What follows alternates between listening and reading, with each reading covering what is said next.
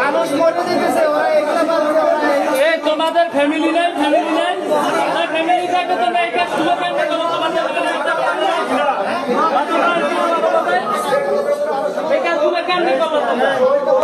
ধরা আছে, এগুলো সচিবালয়ের ভিতরে ঢুকছে।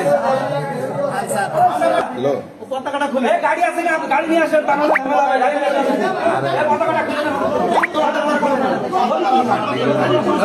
পতাকা মানায় না। কি দেশের প্রতি কোনো ভালোবাসা আছে নাকি? পতাকা নিয়ে